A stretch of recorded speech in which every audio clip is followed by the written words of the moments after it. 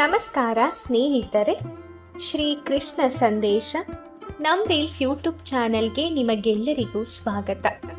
ಭಗವದ್ಗೀತೆಯ ಈ 5 ಶ್ಲೋಕಗಳು ನಿಮ್ಮ ಜೀವನದ ಎಲ್ಲ ಸಮಸ್ಯೆಗಳನ್ನು ಹೊಡೆದೋಡಿಸುತ್ತದೆ. ಭಗವದ್ಗೀತೆಯು ಕೇವಲ ನಮಗೆ ಜೀವನ ಪಾಠವನ್ನು ಕಲಿಸುವುದು ಮಾತ್ರವಲ್ಲ, ಇದು ನಮ್ಮ ದಿನನಿತ್ಯದ ಜೀವನದಲ್ಲಿ ಎದುರಾಗುವಂತಹ ಅದೆಷ್ಟೋ ಸಮಸ್ಯೆಗಳಿಗೆ ಪರಿಹಾರವನ್ನು ಕೂಡ ಸೂಚಿಸುತ್ತದೆ. ಭಗವದ್ಗೀತೆಯ ಯಾವ ಶ್ಲೋಕಗಳು ನಮ್ಮ ದಿನನಿತ್ಯದ ಸಮಸ್ಯೆಗಳಿಗೆ ಪರಿಹಾರ ನೀಡುತ್ತದೆ ಗೊತ್ತಾ? ಇಲ್ಲಿದೆ ನೋಡಿ. ಮೊದಲನೆಯ ಶ್ಲೋಕ, ಮಾತ್ರ ಸ್ಪರ್ಶಾಶು ಕೌಂತೆಯ ಶೀತೋಷ್ಣ ಸುಖ ದುಃಖದಃ ಆಗಾಮಾಪಾಯಿನೋ ನಿತ್ಯಾಸ್ತಾಸ್ತಿ ಕ್ಷಸ್ವ ಭಾರತ. ಭಗವದ್ಗೀತೆಯ ಈ ಶ್ಲೋಕವು ಚಳಿಗಾಲ ಮತ್ತು ಬೇಸಿಗೆ ಕಾಲದಂತೆಯೇ ಜೀವನದಲ್ಲಿ ಆನಂದ ಮತ್ತು ಸಂಕಟಗಳೆರಡು ಕ್ಷಣಿಕ ಎಂದು ಹೇಳುತ್ತದೆ. ಬೇಸಿಗೆ ಮತ್ತು ಚಳಿಗಾಲವು ಹೇಗೆ ಬಂದು ಹೋಗುತ್ತದೆಯೋ ಅದೇ ರೀತಿಯಲ್ಲಿ ಸಂತೋಷ ಮತ್ತು ಸಂಕಟಗಳು ಬರುತ್ತವೆ ಮತ್ತು ಹೋಗುತ್ತವೆ. ಪರಿಣಾಮವಾಗಿ ಸಂತೋಷ ಮತ್ತು ದುಃಖ ಎರಡನ್ನು ಶಾಂತ ರೀತಿಯಲ್ಲಿ ತೆಗೆದುಕೊಳ್ಳುವ ಸಾಮರ್ಥ್ಯವನ್ನು ನಾವು ಬೆಳೆಸಿಕೊಳ್ಳಬೇಕು ಮತ್ತು ನಮ್ಮ ಆಂತರಿಕ ನೆಮ್ಮದಿಯನ್ನು ಅಸಮಾಧಾನಗೊಳಿಸದಂತೆ ತಡೆಹಿಡಿಯಬೇಕು ಎನ್ನಲಾಗಿದೆ.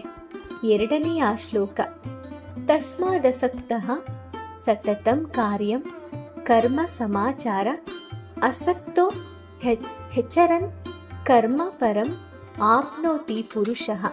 ಭಗವದ್ಗೀತೆಯ ಈ ಎರಡನೇ ಶ್ಲೋಕವು ನಮ್ಮ ಜವಾಬ್ದಾರಿಗಳನ್ನು ನಾವು ನಿರ್ವಹಿಸುವಾಗ ವಸ್ತುನಿಷ್ಠತೆಯನ್ನು ಕಾಪಾಡಿಕೊಳ್ಳುವ ಮೌಲ್ಯವನ್ನು ಒತ್ತಿ ಹೇಳುತ್ತದೆ. ಫಲಿತಾಂಶದ ಬಗ್ಗೆ ಚಿಂತಿಸುವುದಕ್ಕಿಂತ ಪ್ರಾಮಾಣಿಕತೆ ಮತ್ತು ಭಕ್ತಿಯಿಂದ ತಮ್ಮ ಜವಾಬ್ದಾರಿಗಳನ್ನು ನಿರ್ವಹಿಸುತ್ತಾ ಗಮನಹರಿಸಬೇಕು ಎನ್ನುತ್ತದೆ. ಹಾಗಾಗಿ ಜವಾಬ್ದಾರಿಗಳನ್ನು ನಿರ್ವಹಿಸುವತ್ತ ಗಮನಹರಿಸಬೇಕು ಎಂಬುದನ್ನು ಇದು ಎತ್ತಿ ತೋರಿಸುತ್ತದೆ. ಇದನ್ನು ಮಾಡುವುದರಿಂದ ನಾವು ಮಾನಸಿಕವಾಗಿ ಮತ್ತು ಆಂತರಿಕವಾಗಿ ಶಾಂತಿಯನ್ನು ಪಡೆದುಕೊಳ್ಳಲಾಗುತ್ತದೆ. ಇದು ಆಧ್ಯಾತ್ಮಿಕ ವಿಮೋಚನೆಯ ಅಂತಿಮ ಉದ್ದೇಶಕ್ಕೆ ಕಾರಣವೂ ಆಗುತ್ತದೆ. ಮೂರನೆಯ ಶ್ಲೋಕ, ಯದ್ಯದಾಚರತಿ ಶ್ರೇಷ್ಠ ಸತ್ತ ದೇವತರೋ ಜನಃ ಸ ಯತ್ ಪ್ರಮಾಣಂ ಕುರುತೆ ಲೋಕಸ್ತದ ನುವರ್ಥತೆ. ಇದು ಭಗವದ್ಗೀತೆಯ ಮತ್ತೊಂದು ಮಹತ್ವವಾದ ಶ್ಲೋಕವಾಗಿದೆ. ಜನರು ಸಾಮಾನ್ಯವಾಗಿ ಅವರು ಗಮನಾರ್ಹ ಅಥವಾ ವಿರೋಚಿತವಾಗಿ ಕಾಣುವ ವ್ಯಕ್ತಿಗಳ ನಡವಳಿಕೆಯನ್ನು ಅನುಕರಿಸುತ್ತಾರೆ ಎಂದು ಬೋಧಿಸುತ್ತದೆ. ಇದರ ಪರಿಣಾಮವಾಗಿ ಇತರರು ನಾಯಕತ್ವ ಅಥವಾ ಪ್ರಭಾವದ ಸ್ಥಾನಗಳಲ್ಲಿ ವ್ಯಕ್ತಿಗಳನ್ನು ಅನುಕರಿಸುತ್ತಾರೆ. ನಾಲ್ಕನೆಯ ಶ್ಲೋಕ, ಶ್ರೇಯಾನ್ ಸ್ವಧರ್ಮೋ ವಿಗುಣಃ ಪರಧರ್ಮಾಸ್ತ್ವ ನುಷ್ಠಿತಾತ್ ಸ್ವಧರ್ಮೇ ನಿಧನಂ ಶ್ರೇಯಃ ಪರಧರ್ಮೋ ಭಯಾವಹಃ. ಒಬ್ಬರು ತಮ್ಮ ಸ್ವಂತ ಜವಾಬ್ದಾರಿಗಳನ್ನು ನಿರ್ವಹಿಸುವುದು ತೃಪ್ತಿ ಮತ್ತು ನೆರವೇರಿಕೆಯನ್ನು ನೀಡುತ್ತದೆ. ಇನ್ನೊಬ್ಬರ ಜವಾಬ್ದಾರಿಯನ್ನು ನಿರ್ವಹಿಸುವುದು ಆತಂಕ ಮತ್ತು ಅಸಮಾಧಾನವನ್ನು ಉಂಟು ಮಾಡಬಹುದು. ಹಾಗಾಗಿ ವ್ಯಕ್ತಿಯು ತನ್ನ ಸ್ವಂತ ಧರ್ಮವನ್ನು ಪೂರೈಸಿಕೊಳ್ಳುವ ಅಗತ್ಯವಿದೆ ಎನ್ನಲಾಗಿದೆ.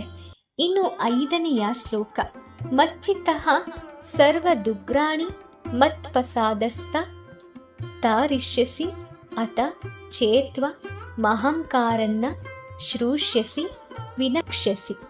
ಈ ಶ್ಲೋಕವು ದೇವರಿಗೆ ಸಲ್ಲಿಸುವ ಮೌಲ್ಯವನ್ನು ಒತ್ತಿ ಹೇಳುತ್ತದೆ ಮತ್ತು ಅವನ ಅನುಗ್ರಹವನ್ನು ಕೇಳುವುದರಿಂದ ಎಲ್ಲ ಸಮಸ್ಯೆಗಳು ಮತ್ತು ಕಷ್ಟಗಳಿಂದ ರಕ್ಷಣೆ ನೀಡುತ್ತದೆ.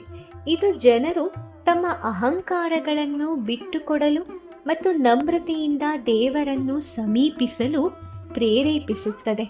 ದೇವರ ಸ್ಮರಣೆ ಮಾಡದೇ ಇದ್ದರೆ ಅದು ವೈಫಲ್ಯಕ್ಕೆ ಕಾರಣವಾಗಬಹುದು ಮತ್ತು ಆಧ್ಯಾತ್ಮಿಕ ಬೆಳವಣಿಗೆಗೆ ಅಡ್ಡಿಯಾಗಬಹುದು ಎಂದು ಹೇಳಲಾಗುತ್ತದೆ. ಪ್ರತಿಯೊಬ್ಬರ ಬದುಕಿನಲ್ಲೂ ಪರಿಹಾರವಿಲ್ಲದ ಸಮಸ್ಯೆಗಳೇ ಇರುವುದಿಲ್ಲ. ಇಲ್ಲಿ ನಾವು ತಿಳಿಯಬೇಕಾದ ವಿಚಾರ ಇಷ್ಟೇ: ಪರಿಹಾರವೇ ಇಲ್ಲದ ಸಮಸ್ಯೆಗಳೇ ಇಲ್ಲ ಎನ್ನುವ ಗಾದೆ ಮಾತು ಸಾಮಾನ್ಯವಾಗಿ ಪ್ರತಿಯೊಬ್ಬರಿಗೂ ತಿಳಿದಿರುವಂಥದ್ದು.